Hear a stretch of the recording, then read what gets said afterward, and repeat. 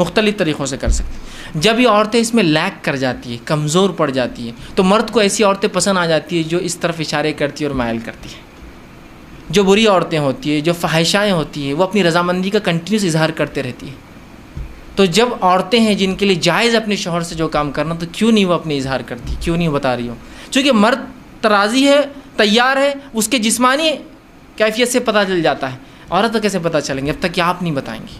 اور اس میں کوئی حیا اور بے حیائی کا تقاضا نہیں. یاد رکھیے، یہ آپ کی محبت اور الفت ہے، اور اس کو کہیں گے محبت کی سب سے اونچائی. یاد رکھیے جو میاں اور بیوی کے بیچ میں ہوتی ہے. تو آپ بھی اپنی رضامندی کا ضرور جو اپنے شوہر سے اظہار کریں، ٹھیک ہے؟ ورنہ اکثر طلاقوں کی وجہ یہ بنتی ہے کہ بیوی، شوہر کا دعویٰ ہے کہ بیوی نے آج تک فلاں نہیں کیا، اور پھر وہ الزام لگاتا ہے اس کا سیکس کمزور ہے، یا اس کی قوت باہ اس میں نہیں ہے، اور فلاں نہیں ہے، اور فلاں نہیں ہے. تو وہ سب طرف کیوں جا رہے ہیں؟ شریعت نے آپ کو بتا دیا، رسول اللہ صلی اللہ علیہ وسلم کہہ رہے ہیں. اور ظاہر سی بات ہے، ہر چیز کھول کر بیان کرنا ضروری نہیں. کیا اتنا کافی نہیں تو اس سے کھیلے اور وہ تجھ سے کھیلے؟ اتنا کافی نہیں ہے ہمارے لیے سمجھنا؟ کیا اور وضاحت چاہتے ہیں آپ پوری چیز؟ کیا پورا پکچر دکھانا چاہتے ہیں؟ کیا یہ بتائے تو ہم کو سمجھ میں آئیں گے؟ نہیں، اشارہ کافی ہوتا ہے. اور مومن کے لیے تو اشارے بہت زیادہ کافی ہوتے ہیں. عقل مند کو اشارہ کافی ہوتا ہے. لوگ کہتے ہیں، میں کہتا ہر مومن عقل مند ہوتا ہے، اور اس کو اپنے نبی اور شریعت کے ہر اشارے کافی ہو جاتے ہیں، وہ سمجھ جاتا ہے باقی کیا ہے. تو عورتوں کو بھی اشارہ اس حدیث کے اندر. بہرحال آگے بڑھیے. اب انسان جو ہے جمع کیسے کرے، یہ تو پہلے کا ہوا، اور کچھ باتیں نکاح کے لیے خاص اور کچھ عام تھی. اب نکاح کی رات بھی ہو سکتی ہے اس میں انوالو، اور ادر زندگی کا اور حصہ جہاں میاں بیوی ہم بستری کرنا چاہتے. اب جمع کیسے کرے؟ جمع سے مراد، جب میں الفاظ کہہ رہا ہوں تو شرمگاہ کا جمع ہونا اور ملنا اس سے مراد ہے میرا. یاد رکھیے، ٹھیک ہے؟ کہ انسان اسے اب جمع کیسے کرے. اس کے تعلق سے بہت ساری غلط فہمیاں ہوتی ہیں. انشاءاللہ آج اس کے ازالے کرنے کی کوشش کروں گا. اب انسان اپنی بیوی سے کیسے جمع کر سکتا ہے؟ آئیے اللہ رب العزت کا جواب اپنی کتاب، اس کی کتاب میں جو اس نے دیا، اس سے ہم شروع کرتے ہیں. اللہ رب العزت فرماتا اور کہتا ہے، سورہ بقرہ سورہ نمبر 2 آیت نمبر 223، اور فرماتا ہے، نساء حرث لکم فأتوا حرثکم ان شئتم. کہ اللہ فرماتا اور کہتا ہے، تمہاری عورتیں تمہارے لیے کھیتیاں ہیں، اور تم جس طرح سے چاہو اپنی کھیتیوں میں آؤ. تمہاری عورتیں تمہارے لیے کھیتیاں ہیں. جیسا ایک کسان اپنے کھیت میں بیج ڈالتا ہے تاکہ اس سے فصلیں نکلے، تو تمہاری بیویاں تمہاری اولادوں کے پیدا ہونے کی وجہ ہے نا. اس کے بغیر کیسا ہوں گا؟ تو تم جو ہے اللہ رب العزت فرما رہا ہے کہ تم جو ہے پھر جہاں سے چاہو وہاں سے اپنے بیویوں میں داخل ہو. ٹھیک. اب اس کے تعلق سے کیا واقعہ آتا ہے، اس کے شان نزول میں رکھ دیتا ہوں، تو وہ پہلی بات بالکل انشاءاللہ جو آیت ہے وہ واضح ہو جائیں گے، کلیئر ہو جائیں گے. آئیے، جو ہے صحیح بخاری کی روایت ہے، جابر رضی اللہ عنہ فرماتے اور کہتے ہیں، یہودی جو ہے یہ بات کہا کرتے تھے کہ آدمی اگر اپنے بیوی سے شرمگاہ میں اگلے حصے میں جہاں سے اولاد پیدا ہوتی ہے، ٹھیک ہے، وہاں اگر ہم بستری پیچھے سے کھڑے رہ کر کرے، پیچھے ہو کر کرے بیوی کے، سمجھ رہے آپ بات کو، کہ اپنے بیوی سے صحیح جگہ مطلب شرمگاہ کا اگلا حصہ اس میں ہم بستری کرتا ہے جہاں سے اولاد پیدا ہوتی ہے، لیکن پیچھے سے کھڑے رہ کر کرتا ہے، تو اس سے اولاد بھینگی پیدا ہوتی ہے. مطلب آنکھیں اس کی سکوئن جس کو کہتے ہیں، مطلب آنکھ ڈھلتی ہوئی یا دونوں آنکھ ڈھلتی ہوئی ہوتی ہے، بھانگا جس کو عام زبان میں کہتے ہیں، ٹھیک ہے، یہ بھینگا جس کو بولتے ہیں، تو ویسا پیدا ہوتا ہے. جب یہ بات صحابہ تک پہنچی تو صحابہ نے رسول اللہ سوال کیا، اللہ کے رسول، یہودی کہتے ہیں کہ ایسا اگر کرنے سے بچہ بھینگا پیدا ہوتا ہے، سکوئنٹ ہوتی ہے اس کی آنکھیں، ڈھلتی ہوئی ہوتی ہے، خراب ہوتی ہے، دونوں بیچ میں آ جاتی ہے. تو آپ صلی اللہ علیہ وسلم نے اس کے جواب میں اللہ رب العزت نے یہ آیت نازل کی. جب یہ آیت نازل ہوئی تو آپ نے فرمایا اور کہا، آگے سے یا پیچھے سے مگر مقام پیدائش میں. آپ نے کیا کہا؟ آگے سے یا پیچھے سے، لیکن مقام پیدائش میں. سمجھ رہا؟ مطلب جہاں سے اولاد پیدا ہوتی ہے وہیں انسان کر سکتا ہے، اس کے علاوہ کرنا حرام ہے. انشاءاللہ اس کی تفصیلات آگے رکھوں گا کیا حرام ہے اس معاملے میں، ٹھیک ہے. تو چاہے انسان آگے سے ہو پیچھے سے ہو، لیکن مقام پیدائش میں. آئیے دوسری روایت، عبداللہ ابن عباس رضی اللہ عنہ فرماتے ہیں، یہ ابو داؤد کی روایت، آپ نے فرمایا تھوڑی طویل روایت ہے لیکن بہت ساری باتیں علم کی اس میں آ رہی ہے اس روایت کے اندر، بالخصوص اس مسئلے کے تعلق سے. وہ کہتے ہیں مدینہ میں انصار جو ہے یہودیوں کی اتباع کرتے تھے، چونکہ انصار تو مشرک تھے، ان کے پاس کوئی عقیدہ نہیں تھا، یہ تو لیکن اہل کتاب کو یہ بڑا اونچا سمجھتے چونکہ وہ کتاب کے حامل لوگ تھے، تو ہر چیز میں وہ یہودیوں کو فالو کرتے. حتیٰ کہ یہودی اپنے بیویوں کو چت لٹاتے، مطلب چہرہ اوپر اور عورت لیٹی ہے، اور اس کے بعد ہم بستری کرتے، تاکہ اس سے کیا ہوتا ہے، سطر کے لیے بھی اچھا ہے. انسان جب مرد لیٹ جاتا ہے عورت پہ تو پوری ڈھک بھی جاتی ہے، تو طہارت کے لیے بھی اچھا ہوتا ہے، اور سطر پوشی کے لیے بھی خامہ کا زیادہ سطر کھلتا نہیں ہے، اچھا ہوتا ہے. تو یہودی صرف اس پوزیشن کو، اس طریقے کو حلال مانتے تھے. چونکہ انصار رسول اللہ صلی اللہ علیہ وسلم کے آنے سے پہلے، اسلام سے پہلے ان کو دیکھتے تھے، ان کو فالو کرتے تھے، اس معاملے میں بھی یہودیوں کو فالو کرتے تھے کہ نہیں یہودی بول رہے تھے، یہ اہل کتاب ہے، ان کے پاس ایک دین دھرم تھا جو اللہ کی طرف سے آیا، تو لہٰذا ان کو فالو کرنا چاہیے، تو اس معاملے میں ان کی بھی اتباع کرتے تھے۔ عبداللہ ابن عباس رضی اللہ عنہ فرماتے ہیں لیکن ہم جو مہاجر تھے، ہم مکے والے لوگ، مکے کے جو لوگ تھے، وہ مختلف قسم سے اپنے بیویوں سے تعلقات قائم کرتے، آگے سے پیچھے سے لٹا کر، ہاتھوں پہ ان کو کھڑے کر کے، مختلف چیزوں سے، اور جنس کی ہم بستری کی لذتیں اٹھایا کرتے تھے۔ لیکن جب مہاجر مدینہ پہنچے اور انصاریوں سے نکاح شروع کیا، اور جب ایک مہاجر نے ایک انصاری عورت سے نکاح کیا، اور نکاح کرنے کے بعد جیسا ان کا طریقہ تھا کہ وہ مختلف انداز سے، مختلف طریقوں سے صحیح جگہ میں بستری کرتے، مطلب شرمگاہ میں، مطلب اگلے حصے میں کرتے، جب اس نے ڈیمانڈ کیا اس شخص نے، تو اس انصاریہ نے کہا ہم تو صرف ایک طریقہ اپناتے، اس عورت نے، وہ بھی صحابیہ تھی، وہ ہے چت لیٹنا اور تم اوپر سے رہو۔ اس نے کہا ایسا کیوں؟ ہم تو مختلف چیزیں کرتے ہیں اس میں، جس کو عام زبان میں بہرحال آسن کہتے ہیں، لوگ بہرحال سمجھتے ہیں آسن کہتے ہیں، اس کو شاید سنسکرت کا لفظ ہے، یہ ہندی کا لفظ ہے، بہرحال تو ہم تو مختلف کرتے ہیں۔ تو انہوں نے کہا نہیں میں تو یہ کرنے نہیں دوں گی، جھگڑا بڑھ گیا، اس نے کہا میں تو ایسے ہی کروں گا، اس نے کہا ہمارے پاس یہ طریقہ نہیں، اور بات رسول اکرم صلی اللہ علیہ وسلم پہنچ گئی، اور پھر یہ آیت نازل ہو گئی، تمہاری بیویاں تمہاری کھیتی ہے، تم جہاں سے چاہو، مطلب جو مہاجر کر رہے تھے صحیح کر رہے تھے، مختلف پوزیشنز ہو سکتے ہیں، لیکن اگلے حصے میں صرف پیدائش کے حصے میں انسان کر سکتا ہے۔ تو یہ روایت میں بہرحال بہت ساری باتیں آ گئی، اور بہت ساری باتوں کا جواز ہمیں مل گیا ہے۔ آگے آئیے، اب اس معاملے میں انسان جمع جو کرے، ہم بستری کرے تو لیٹ کر سکتا ہے، لیٹنے میں جتنی پوزیشنز ہو سکتی ہے وہ استعمال کر سکتا ہے، شرط ایک ہی ہے، وہاں انسان اپنی شرمگاہ کو داخل کرے، عورت کی شرمگاہ میں جہاں سے اولاد پیدا ہوتی ہے، ٹھیک ہے، وہی ایک جگہ ہے۔ دوسرا بیٹھ کر سکتا ہے، جتنی پوزیشنز ہو سکتی ہے اس کے لیے، شریعت نے اس سے کوئی ممانعت کا اظہار نہیں کیا، لیکن سب سے بہترین پوزیشن اولاد کی پیدائش میں اور اس میں سازگار ہونے میں وہی ہے جو عورت کو لٹا کر کرے، اس لیے کہ اس میں سیدھا مرد کی شرمگاہ اوپر سے ہوتی ہے، اور اولاد کی پیدائش کے چانسز زیادہ ہوتے ہیں اس معاملے میں، بہرحال ٹھیک۔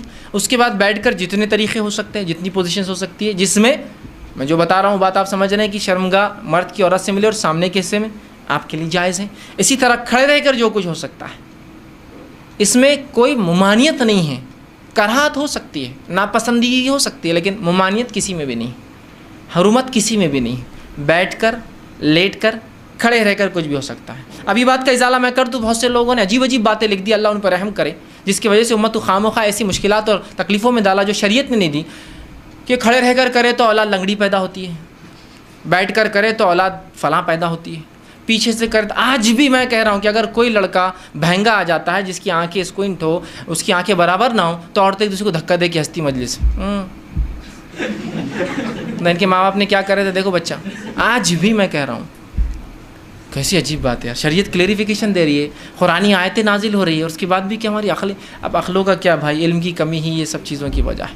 لا علمی جو نقصان پہنچاتی ہے نا، وہ کوئی چیز، کوئی ہتھیار، کوئی دشمن آپ کو جو نقصان نہیں پہنچائیں گے نا، آپ کی اور ہماری لا علمی اسلام کے تعلق سے نقصان پہنچاتی ہے۔ بہرحال تو کوئی بھی پوزیشن اختیار کر سکتے، کوئی ممانعت کسی بھی پوزیشن کی ثابت نہیں ہے، ٹھیک۔ اسی طرح سیکنڈ چیز، ہم بستری کے اندر بیوی کو چومنا اور بوسہ لینا جسم کے ہر حصے کو جائز ہے، تمام اعضاء کو چومنا یا بوسہ لینا آپ کے لیے جائز ہے۔ اس کے مختلف طریقے ہو سکتے، وہ تمام جائز ہے۔ بوسہ لینے کے مختلف طریقے ہو سکتے، پورے جائز ہے۔ انسان جو ہے مختلف سر پہ لیتا ہے، پیشانی پہ لیتا ہے، گال پہ لیتا ہے، اور ہونٹ پر لے سکتا ہے، تمام جائز ہے۔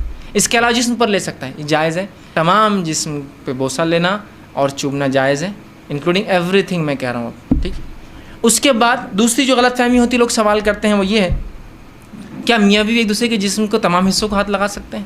تو ہاں، میاں اور بیوی اپنے جسم کے تمام حصوں کو ہاتھ لگا سکتے ہیں، انکلوڈنگ ملا کر اپنی شرمگاہ کا اگلا اور پچھلا حصہ ہاتھ لگانے میں اجازت ہے۔ اسی طرح میاں اور بیوی اپنے جسم کے تمام حصوں کو دیکھ سکتے ہیں، انکلوڈنگ اگلا اور پچھلا حصہ شرمگاہ کا۔ کوئی نہ دیکھنا چاہے اس کا اپنا مسئلہ ہے، اس کی اپنی طہارت میں اس کا اعلیٰ مقام ہے، لیکن اسی کوئی حرمت اور کراہت ثابت نہیں ہے، یاد رکھیے۔ اس لیے کہ آپ سے سوال ہو اللہ کے رسول، ہم نے بیویوں کا کیا دیکھے اور کیا نہ دیکھے؟ تو کہا تم اپنے بیویوں کا سب کچھ دیکھ، اپنے بیویوں کا جو چاہو سب کچھ تم دیکھ سکتے ہو۔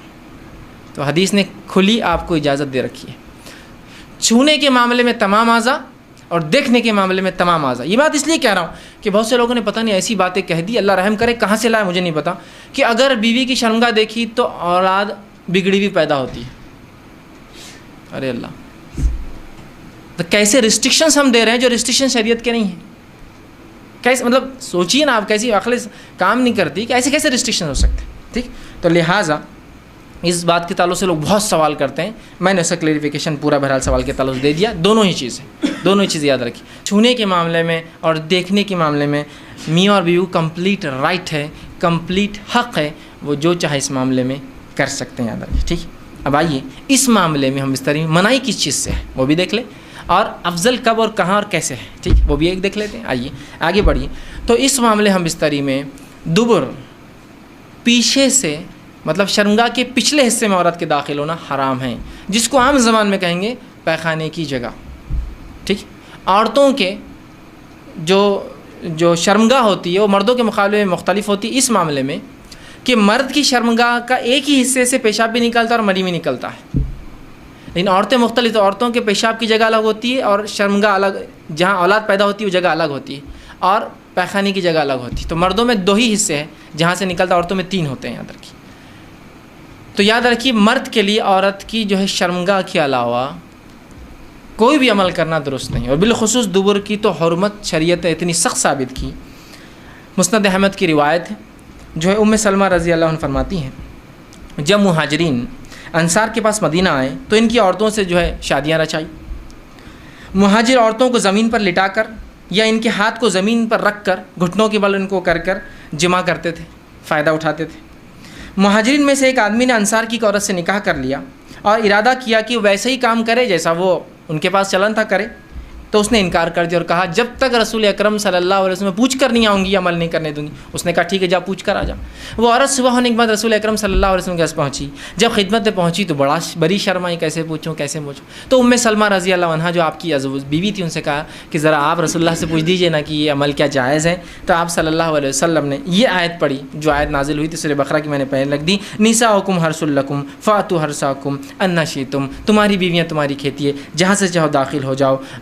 جو ہے اور وہ آگے اللہ کے سلام نہیں مگر ایک ہی جگہ مقام پیدائش کا داخل ہو، لیکن نہیں مگر ایک ہی جگہ مقام پیدائش. تو اس سے پتہ چلا دبر میں داخل ہونا، پیخانے کی جگہ یا انال سیکس جس کو کہتے ہیں شریعت میں حرام ہے، اور اتنا سخت حرام ہے کہ اس کی حرمت کے تعلق سے 3 ہی حدیثیں رکھتا ہوں آپ کے سامنے. پہلی حدیث آپ سے فرماتے ترمذی اور ابن حبان کی روایت آپ نے فرمایا اور کہا اللہ تعالیٰ ایسے آدمی کی طرف نہیں دیکھیں گا یا دیکھنا گوارا نہیں کریں گا جو اپنے بیویوں سے دبر میں جمع کرتا تھا، پیخانے کی جگہ جو ہے جمع کرتا تھا. اس کی طرف دیکھنے والا نہیں اللہ قیامت دن. اور اللہ کا نہیں دیکھنا مطلب اللہ کا رحم نہیں کرنا.